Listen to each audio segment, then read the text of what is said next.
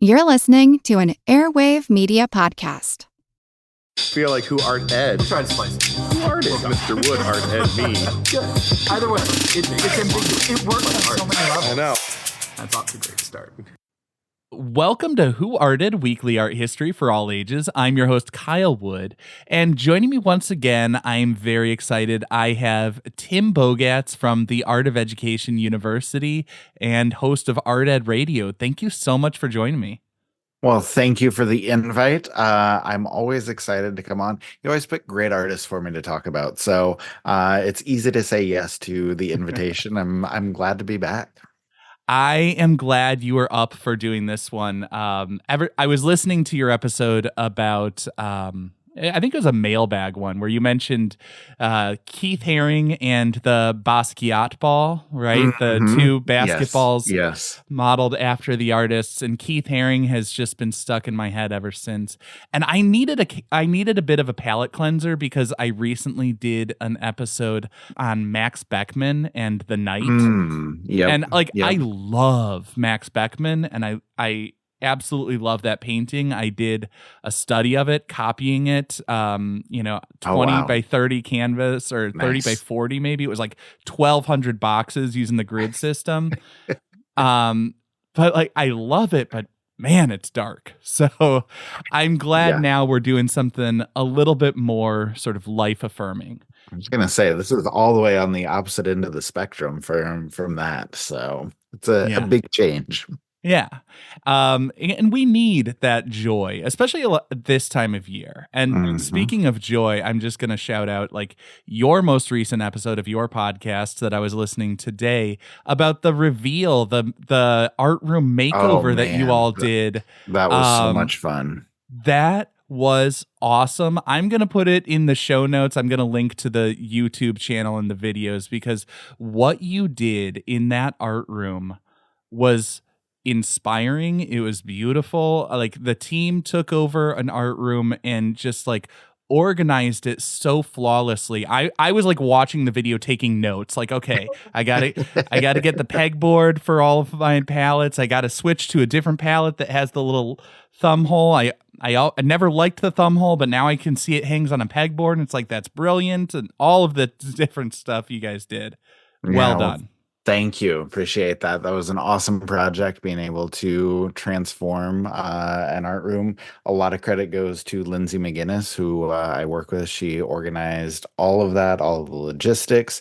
Just put me to work on a couple DIYs, which were super fun. I was glad to be a part of it. But that was her baby from start to end, and it was a very, very cool project. And even if you don't need an art room makeover, I hope that the YouTube videos are entertaining enough to watch. So yeah, I would definitely encourage people to check it out. It was a really cool project. We had a ton of fun with it.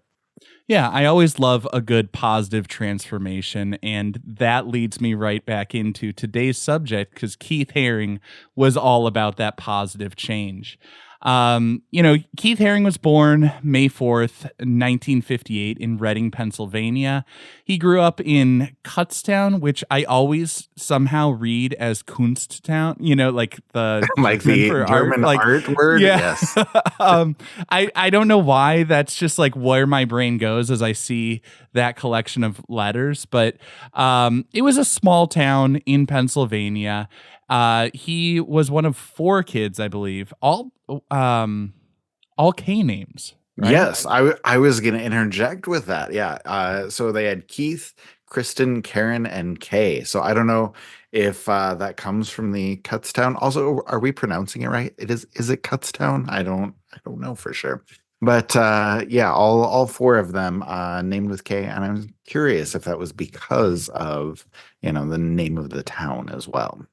I think that's interesting. It's funny how names come about because I've known people who are like in families where it's all K names or all M names or all whatever names. And then like I've known people who are the exact opposite. Like my sister will not repeat the same first letter of any child's names. Okay.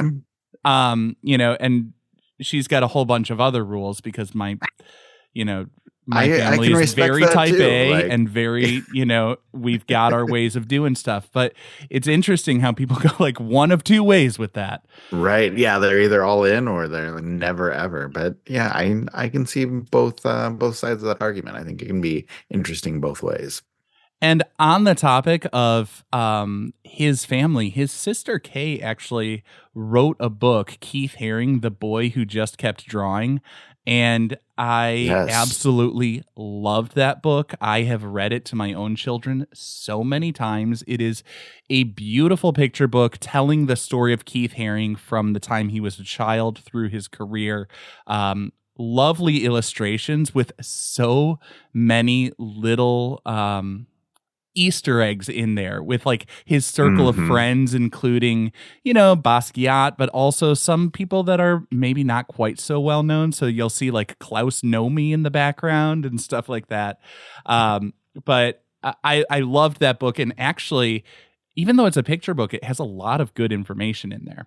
It does. It does. Yeah. And I was just going to say, I've tried really hard to get Kay on the Art Ed Radio podcast. I really want to talk to her about this book. She never returns any of my messages or any of my calls. It's very sad.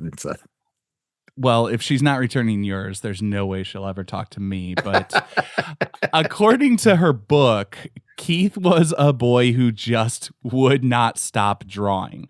From an early age, he showed an interest in art. He was inspired by Walt Disney, Dr. Seuss, the standard big name stuff. He dreamed of working for Disney. And I think one of the sort of heartbreaking things I remember reading, I think it was Kenny Scharf, I'm not positive, but one of his friends in Keith's final days brought in a letter he got from Disney saying they wanted to work with him, but I guess Keith didn't initially believe it. He thought like his friends are just trying to cheer him up. Yeah. And by the time he realized it was an actual offer, it was just too late. But on a more fun fact and anecdote, the three-eyed smiley face from yes. from Keith Haring, like it's one of his iconic images. So a year and a half ago, my family were on vacation and there was a Keith Haring exhibit in a small museum outside Philadelphia. And so we went to it, and there I saw apparently that three-eyed smiley face came about when he was looking at his old childhood notebooks and coloring books for some inspiration. He saw one of those like how to draw Mickey things. And, Right. And he messed it up. He put one of the eyes in the wrong spot, and he was just like, okay, the only way to balance this out is to add a third eye. And so he just ran with it. Which I just think I love that in so many ways. Like the fact that he's looking back at his childhood stuff for inspiration, the fact that he messes up and just keeps going with it. Keith Haring was one of those artists who was said to like never really draw, always just fearless, spontaneously creating, didn't erase, just kept going with it. Yeah. And I think that's cool. I have never been able to work like that. I was going to say, I think there's a lesson there for a lot of us, for a lot of elementary kids for sure. But yeah, just I think, everybody who's learning to draw can probably take a page out of the Keith Haring book, and yeah, just like you said, be fearless, like jump into it and just try and keep going without making everything perfect, without thinking that everything has to be an exact way. Like there's definitely something to be learned there. Yeah. And that's probably why it's so inspiring to me, because it's one of those things where it's like, I love the art and I cannot imagine creating like that, but I appreciate someone who does. And, we're kind of hopping around from like his mature artist phase to his childhood and back and forth, but I feel like in some ways the two informed each other. As a child, his father was an engineer, but also an amateur cartoonist. He encourages Keith to draw. I read this little anecdote that Kay included saying that growing up, their father would like draw and doodle in the margins of, the playbills and stuff. Like when they're at church or they're at school performances, he would start doodling and then pass it on to the kids to add their drawings. And then the family gets home and mom puts it on the fridge. It's just like, in some ways, I don't know that I can always condone that kind of behavior, because it feels a little bit disrespectful to the performers. I was going to say it's a little subversive. It is a little disrespectful to the people performing, but at the same time, like if you want creative kids, like that's a good way to do it. It is. And it's so like wholesome of the family doing this together and everybody being a part of it and it being celebrated. And I think that really comes through. Like, he does the formal art study. He goes to the Ivy School of Professional Art in Pittsburgh, studying commercial art. Then 1978, he moves to New York. He said he moved to New York City because he just wanted intensity in his life and in his art, and New York City was the place to go for that. So he attends the School of Visual Arts, which fantastic art school. He studies painting as well as semiotics. For those not familiar with semiotics, it's the study of signs and signifiers, which again makes perfect sense for somebody whose work was just loaded with symbolism. Yep. And while he's there, he starts experimenting, video, performance, all of that sort of stuff. He was just really enthralled with everything happening in the city. He's inspired by the hip hop scene, which was new and fresh at that time, the breakdancing, the club scene. And I think one of the things that I found most interesting is they were talking about the club scene at that time, how that was a really integrated space. You had people of all different backgrounds, all different ethnicities, young, old, rich, poor, coming together and just having a good time dancing all night. Yeah. And he was inspired by that. He actually got to know some club owners, like painting murals on their walls of dancing figures, and he painted performers. Grace Jones did he painted all the time, everywhere he went, and I love that. Yeah. He had like a singular passion for it. And, you talk about dancing and movement. And I think that's one of the things that he does really well is just he is able to capture movement and both, the visual idea of movement, but also figures like in motion. And he does that so simply, even with just little motion lines or just little additions to his drawings or his paintings. And it's incredible that with just a couple, strokes of the pen, like he can show all of this movement from his figures that he's painting or that he's drawing. And I think that's one of the huge signifiers that says, like this is a Keith Haring piece right here. Yeah, I mean, the movement was always incredible. And it is, like you said, the motion lines, but also the fact that he was perfectly comfortable having them in these wonky poses that, you see a body in motion. Yeah. And I think it worked really well. You got that sense in all of his work. And he gained that early recognition. You said the stroke of a pen. It was the stroke of his chalk marks that really got the ball rolling. I guess what would happen is in the subways, when they had unsold ad space, they would put up a black paper to cover up the old ads that were no longer, being paid for. So they didn't want people to get free advertisement by just having their poster hang up. And so what he would do was he would just take white chalk and draw on those black papers.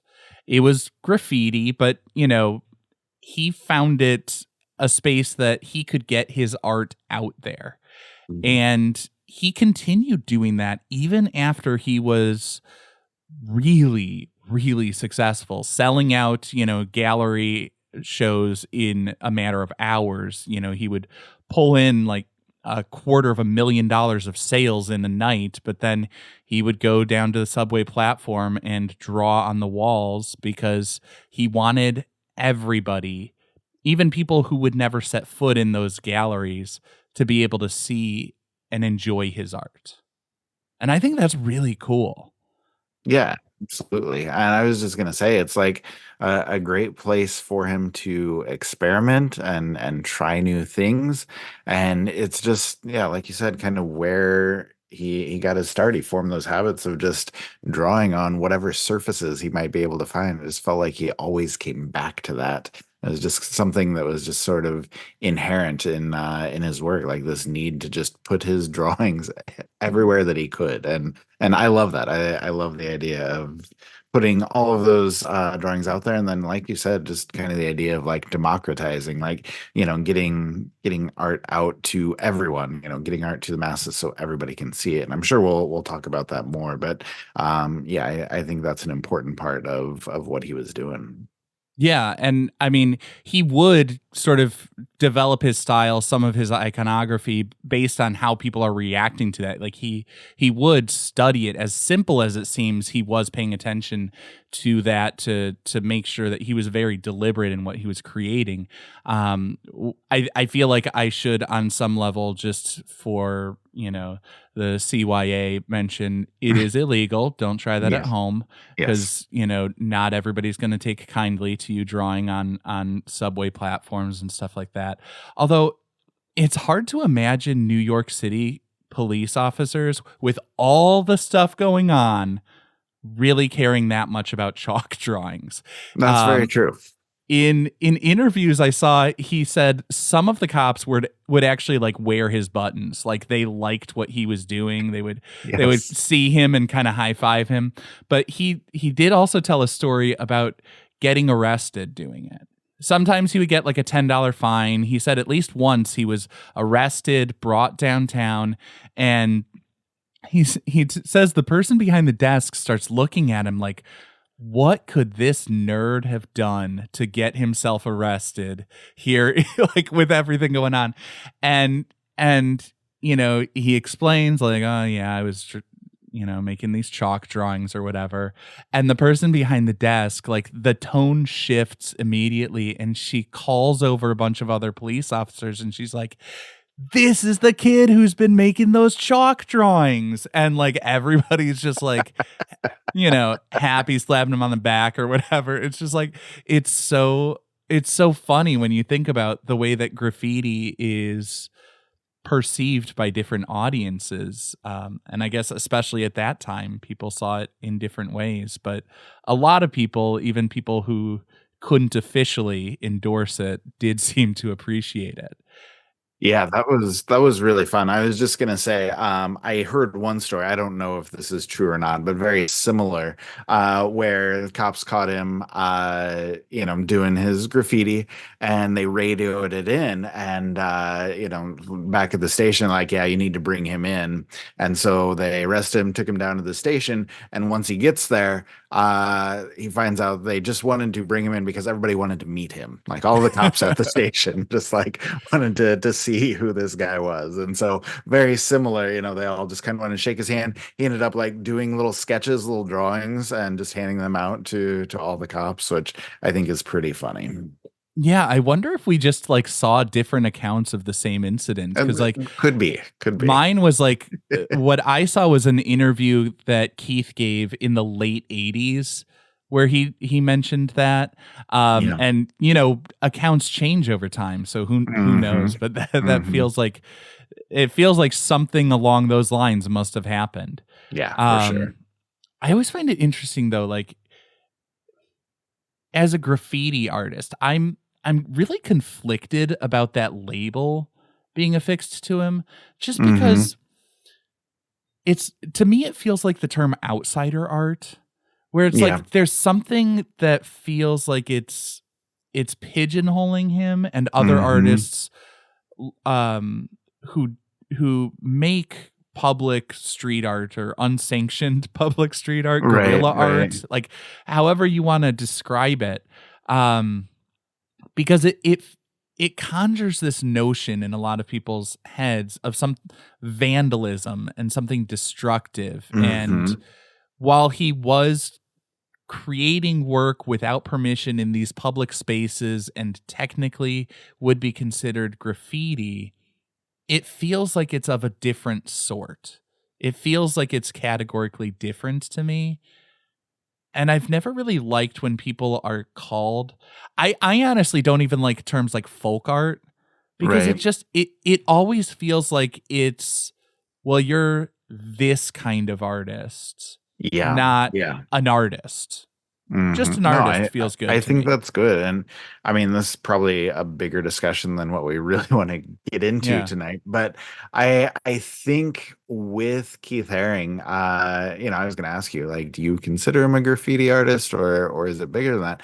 But for me, my opinion would be that he transcends that label. Like it.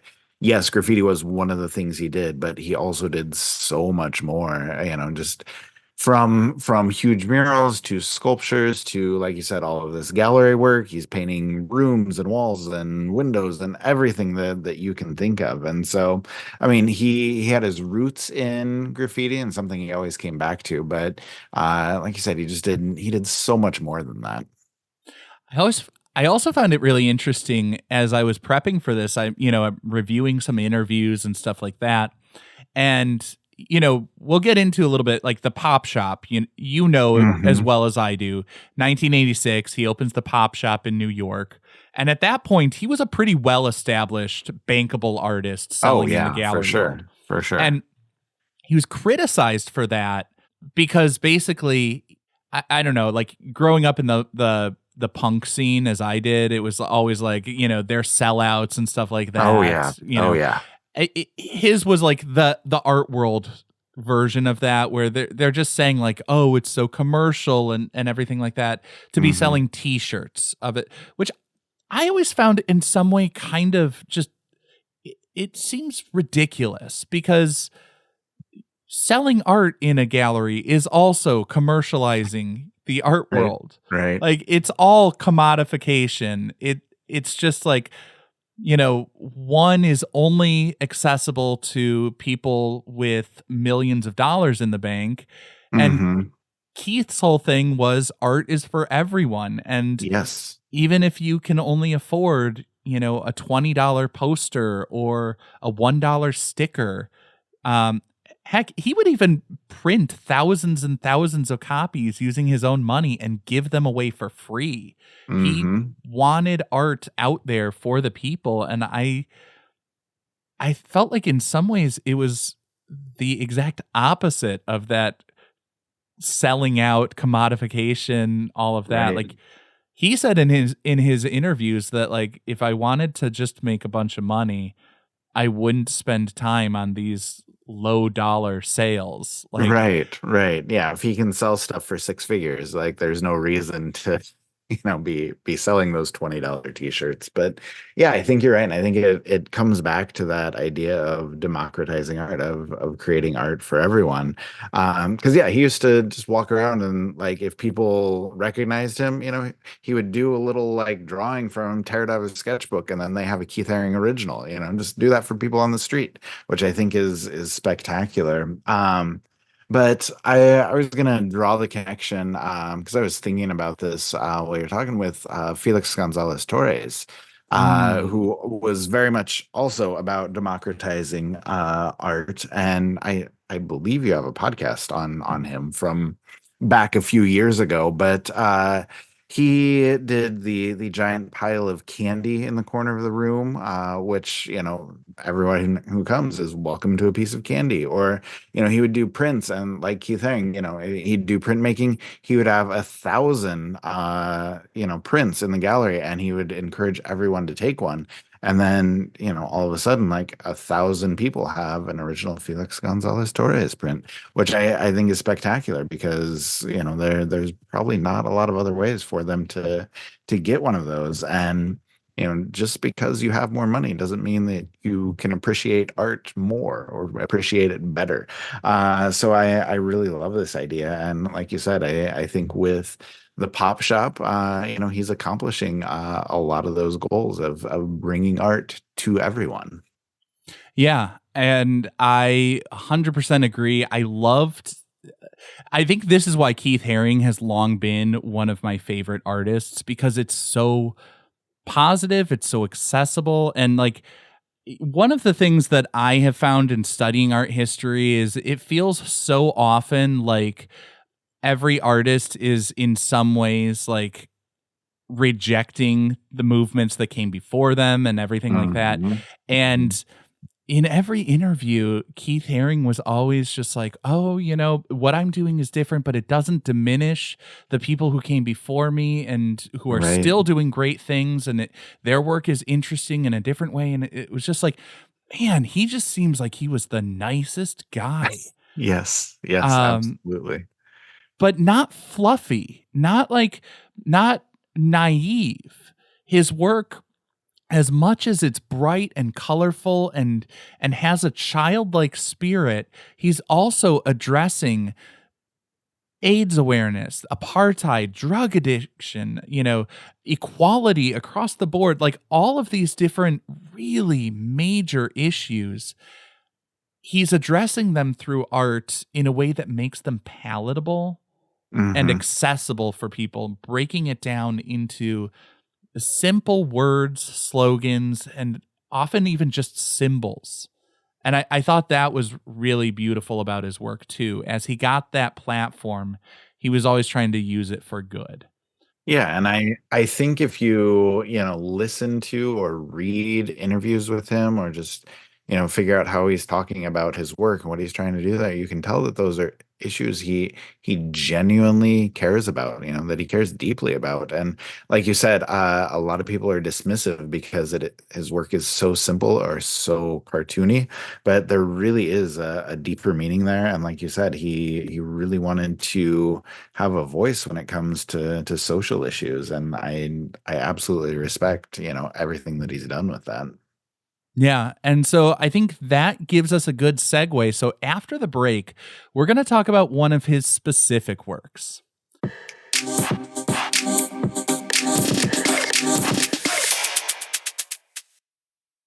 Now we're back, and once again, Tim Bogatz from Art of Ed and host of Art Ed Radio. Thank you so much again for joining me.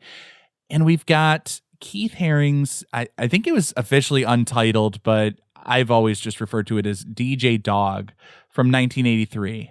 Well, I mean, it is a DJ dog. Like, I mean, we can call it untitled, but everybody knows this is the DJ dog. So what are you seeing here? What's jumping out at you with this one? Well, I mean, like we just talked about, very simplistic work. There's a dog standing up. He's got his two turntables because he's a DJ. Very simple as far as the colors. Okay, the dog is yellow, the background is blue, the turntables are green, and the vinyl is red. He's also got a red vinyl holding in his hand. He's ready to switch one of his vinyls up, and as we talked about earlier with the motion lines, they're all over the place. So you can see the record spinning, his arms are moving, and his voice is coming out. He's barking, and you can see all of that through the motion lines. So black outline, black motion lines, and kind of a black frame around everything to hold it all together. Yeah, and I mean that heavy black outline that was characteristic of so much of his work, Mhm. which obviously is in some way owed to the cartooning that he grew up on. I find it interesting the color scheme here, and I know there are lots of different versions of this with different color schemes, but he's essentially putting together complementary pairs. We've got the Mhm. yellow and the blue, the red and the green. It's really high contrast, and that's the first thing that jumps out at me is it's like it's the visual equivalent of almost yelling at the Yes. viewer.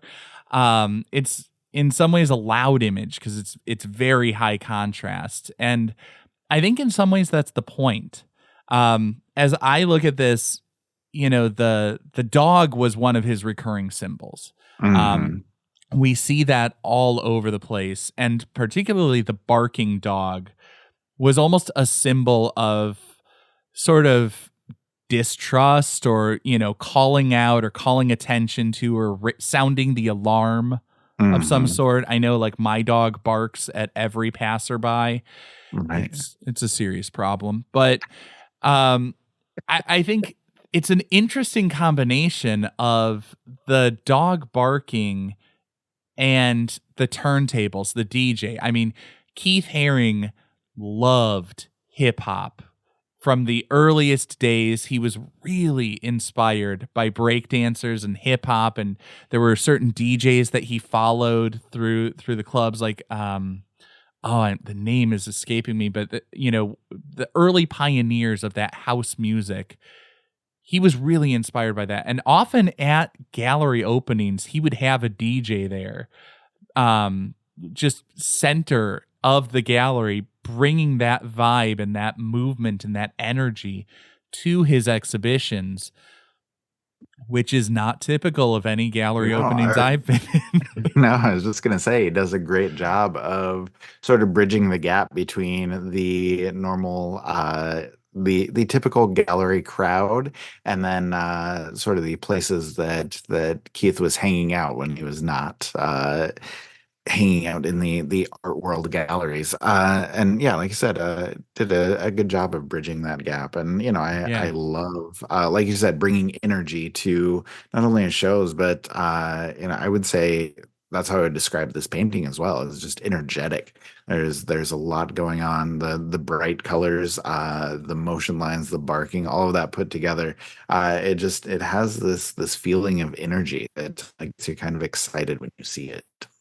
Yeah, and I think one of the things that, and maybe this is me overthinking things, but I kind of see that dog, that barking dog symbol in combination with the DJ as almost just pointing out in some ways that like hip hop is giving voice. Hip hop is this art form that is speaking and speaking a truth that's maybe not recognized by other people or appreciated by other people. It's raising these voices. Hmm. You know what I'm saying? Especially back then, because he talked very often about the importance, the significance of lyrics in hip hop and these performers and the aesthetics that they adopted and connections to statements about apartheid and all these other bigger, broader global issues.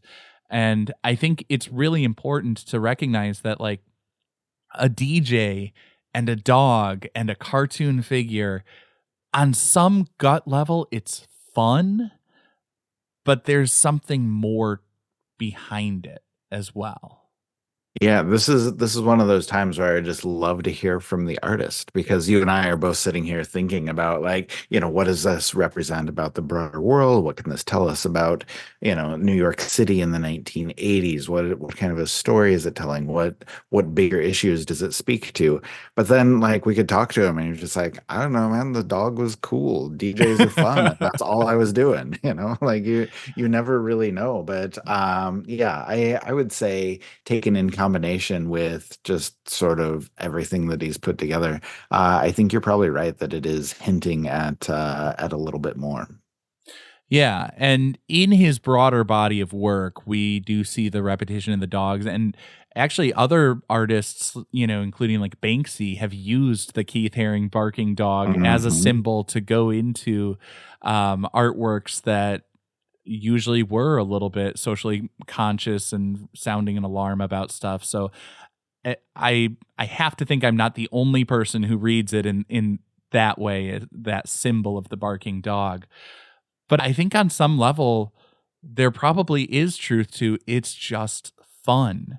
Yeah. And I think that's an equally valid interpretation of all of his works is it's just Hmm. fun in some Hmm. ways. And I think the thing I love about Keith Haring is the earnestness, the way that he would embrace fun and just joy of the creation, of the art, of the aesthetic, because I think sometimes people can look at fun as sort of shallow, Hmm. but like little joys, that's kind of what gets you through the day. People need that. Well, and for a lot of people, that's what art is about, like that, bringing joy to people, bringing a smile to someone's face, bringing joy to people's life, and that's what art is about for a lot of people, and there's absolutely nothing wrong with that.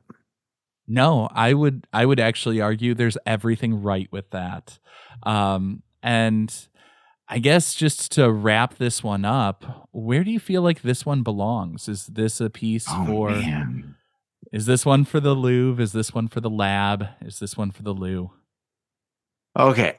So I usually think about this before I come on, but I did not do that tonight. And part of me says that it should be the lab because I feel like he could do so much more with this. It's very simple. I would love to see it developed more. Like, think about turning this into a mural with, all sorts of other figures, an entire dance party. Are they all dogs dancing and they're people dancing? There's so much more that we could explore with this idea. But I really think that there needs to be a Keith Haring work in the Louvre. I don't know that you can tell the story of, art in the 1980s or art in the New York scene without telling the story of Keith Haring. It's something very important in the annals of art history. And, this work, DJ Dog, kind of epitomizes what he is all about. And so I think it's a great representation of what Keith Haring was all about. And so I'm going to say it goes in the Louvre. I think it is no secret I'm going to agree with you 100% that every museum needs a DJ Dog because Keith Haring, his work, it brought joy to spaces that could be kind of joyless. Yes. And we need that. You need that breath of fresh air. You need that energy, that movement, that vitality, and that earnestness. So much stuff. And I'm guilty of it myself. I look at stuff and I'm trying to decipher these deeper meanings and oh, it's hinting at this and getting into Right, the right. weeds of this esoteric stuff. And I even did that with the DJ Dog. But at the end of the day, it's also just fun. And that embrace of fun. In art, we take it so much more seriously when people explore the negative emotions. I don't know why we have to be dismissive of joy, but we shouldn't be. That is what we should be hanging on the walls and cherishing for the ages and bringing into our daily lives because that's what we need. So, Yeah, very well said. Love it. and I just want to say once again, thank you so much. I really appreciate your taking the time once again to join me for another fun episode. No, thanks for the invite. I always love coming on. I think now though, I'm 5 for 5 on putting artwork in the Louvre when you ask me. So if I get invited back sometime, we maybe need to do an artist that I don't like as much, and we can figure out where that needs to go from there. You know what? If Keith Haring has taught us, it's that you can always be positive about stuff. There's no shame in that. Fair, fair. I like that. Thank you. Thanks, Kyle. This concludes this week's episode of Who Arted, part of the Airwave Media Podcast Network. If you found this tolerable, please leave a rating or review on your favorite podcast app. You can find images of the work being discussed this week and every week on social media at Who Arted Podcast on Twitter, Instagram, and TikTok, and of course on the website whoartedpodcast.com. Podcast done.